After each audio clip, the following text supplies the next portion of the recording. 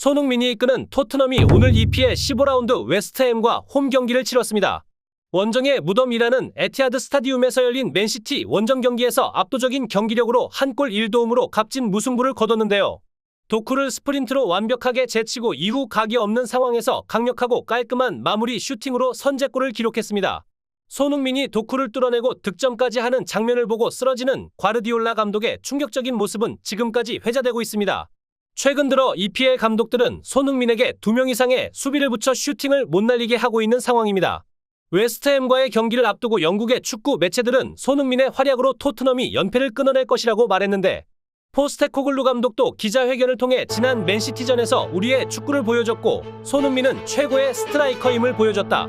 첼시전과 에스턴 빌라전에서 패배를 했지만 손흥민을 필두로 무조건 승리하겠다라며 강한 자신감을 드러냈습니다.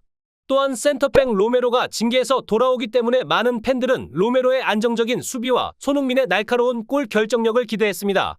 이날 경기에서 최전방 스트라이커로 나온 손흥민은 전반 초반 우도기에 패스를 받아 감각적인 패스로 클루셉스키에게 1대1 찬스를 만들어줬으나 키퍼에 걸려 넘어졌고 이후 오프사이드가 선언됐습니다. 초반부터 캡틴 손흥민의 강한 압박에 웨스트햄 수비수들은 당황하는 모습이었습니다. 좁은 공간에서 손흥민은 웨스트햄의 수비수 2명을 끌고 다니며 공간을 만들었고, 로메로의 든든한 수비 덕분에 토트넘의 공격력이 상승했습니다. 전반 11분 토트넘의 코너킥 상황에서 로메로가 깔끔한 헤더 슈팅으로 선제골을 만들었는데요. 하지만 토트넘이 이른 시간에 선제골을 넣고 앞서간다는 생각 때문인지 무분별한 슈팅이 많이 나왔습니다. 특히 포로와 로셀소의 터무니없는 슈팅이 토트넘의 공격 흐름을 다 끊는 경우가 많았는데요.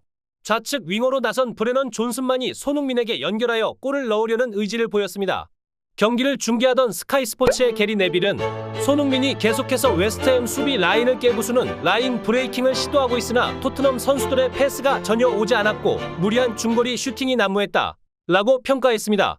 손흥민은 박스 안에서 동료들에게 패스를 연결하며 도왔습니다.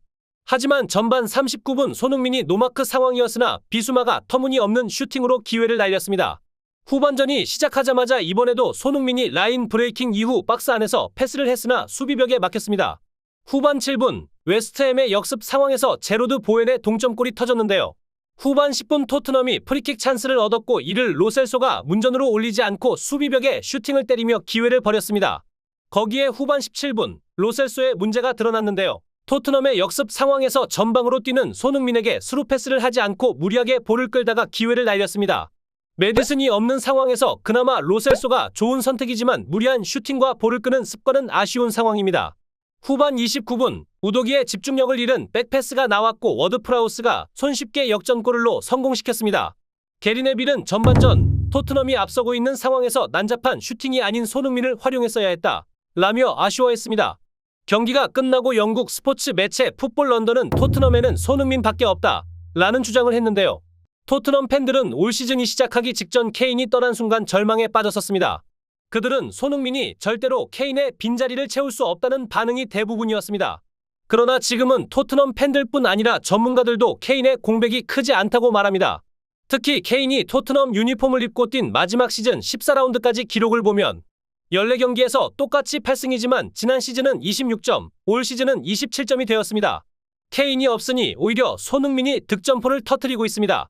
토트넘은 경기당 2골에 해당하는 28골을 넣었고 뉴캡틴 손흥민이 화려하게 부활했다고 전했습니다. 토트넘은 브레넌 존슨과 메디슨, 판더벤 등을 영입했으나 케인의 대체자를 영입하지 않았고 이에 거의 모든 영국 스포츠 매체와 축구 전문가들은 토트넘이 다음 시즌 잔류 싸움을 할 것이라며 조롱하였습니다. 특히 케인의 대체자 역할을 맡았던 히샬리송이 부진하는 모습을 보이며 더 많은 비난을 받았습니다. 하지만 포스테코글루 감독은 손흥민을 최전방 스트라이커 위치로 옮기며 케인의 역할을 부여했고 손흥민은 올 시즌 스트라이커로 첫 선발 경기에서 무려 해트트릭을 터뜨리며 모든 비난을 지워버렸습니다. 지난 시즌 전반기에는 단 3골에 그치는 부진함을 겪었으나 케인이 사라지니 오히려 손흥민은 득점력을 폭발시켰습니다.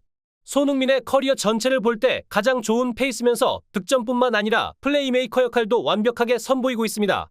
그러나 아쉬운 점은 손흥민이 많은 득점을 터뜨리고 있으나 동료들의 부족한 모습으로 도움을 많이 기록하지 못하고 있다는 것입니다. 토트넘 내에서 가장 많은 키패스를 뿌리는 손흥민이 불쌍하다는 영국 축구 전문가들의 주장이 나오는 이유이기도 합니다. 손흥민은 팀에서 득점 말고도 압박 1위, 스프린트 1위, 키패스 1위를 차지하고 있습니다. 그는 매경기 2개 이상의 키패스를 동료들에게 제공하지만 도움을 기록하지 못하고 있다는 건 손흥민의 문제가 아닌 동료들의 문제입니다. 이는 에스턴 빌라전 포스테코글루 감독이 말한 오프사이드 문제와 맥락이 같다는 주장도 있습니다. 또한 현지 매체에서는 토트넘이 챔스 경쟁에서 살아남기 위해선 로얄과 힐은 무조건 빼야 한다는 주장도 나왔습니다. 불리한 힐은 성실한 플레이에 반해 공격 마무리에 대한 판단력 부족과 아쉬움을 보여줬습니다. 따라서 로셀소를 공격형 미드필더로 옮기고 처음부터 호이비에르를 기용하는 것이 더 좋다는 주장이 많았습니다. 실제로 지난 맨시티전에서 손흥민이 힐의 느린 판단력에 극대노를 하는 이례적인 상황도 나왔습니다. 한편 손흥민이 캡틴으로서 자질이 부족하다고 말하는 언론들에게 매디슨이 일침을 가했습니다. 우리 팀은 부상자가 많고 젊은 선수들이 1군 선수들과 함께 훈련하고 있는 상황이다. 이런 상황에서 우리의 캡틴이 말하면 모두가 귀를 기울인다. 그는 멋진 아우라와 대단한 성격 그리고 큰 선수로서의 면모를 지니고 있다. 그러한 것들은 중요한 순간에 발휘되어 결정적인 순간을 만들어준다. 만약 그의 리더십에 의문을 표하는 사람이 있다면 그것은 손흥민의 문제가 아닌 당신의 문제이다고 전했습니다. 토트넘은 오는 11일 16라운드 뉴캐슬과 홈 경기를 기다리고 있습니다. 올 시즌 프리미어리그에서 최고의 스트라이커 중 한 명이라고 평가받고 있는 손흥민이 이날 경기에서도 득점포를 가동하여 승리를 가져오면 좋겠습니다.